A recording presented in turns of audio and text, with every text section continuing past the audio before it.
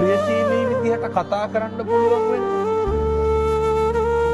මිනිස්සු වෙලා ඉපදුනොත් විතරයි. අඬ දබර වෙන්න කෑකෝ ගහන්න ඒවට ඕන තරම් ආත්ම තියෙනවා. දැන් බල්ලෙක් තව බල්ලෙක් දැක්කහම මොකද කරන්නේ? අපි වගේ කොහෙද යන්නේ කියලා අහනවා. බුරාගෙන පනිනවා. හපන්නොට්ටු වෙනවා.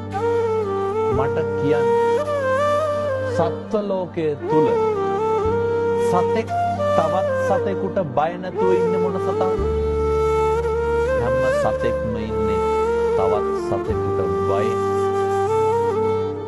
හැම සතෙක්ම ඉන්නේ තවත් සතෙකුගේ ග්‍රහණයට ලක් වෙයි කියලානේ.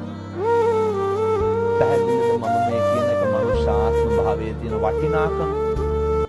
මේක තේරුම් නොගන්න තාක්කල් බණහන එකේ අර්ථයක් නැහැ. කෙනෙකුට දෙන්න පුළුවන් දෙයකට තියෙන්නේ වතුර වීදුරුවක් නම් ඒක බොහොම ගෞරවයෙන් දෙන්න. ඒක බොහොම ඕනෑකමින් දෙන්න. මෙහෙම දේශනා කරන්නට හේතුව තමයි පින්නතුනේ අපිට සංසාරේ කවදානම් ආයේ මිනිස්සෙකුට මම මේ වතුර වීදුරුවක් කීවේ මේක බොහොම සරල දෙයක් රුපියල් 50ක්වත් යන්නේ නැහැ.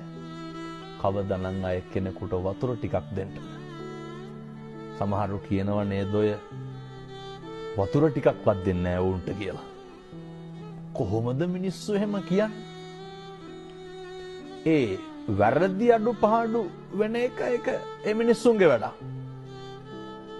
හැබැයි සත්පුරුෂෝ විදියට හැසිරෙන එක කාගේ වැඩක්ද? ඒක අපේ වැඩක්.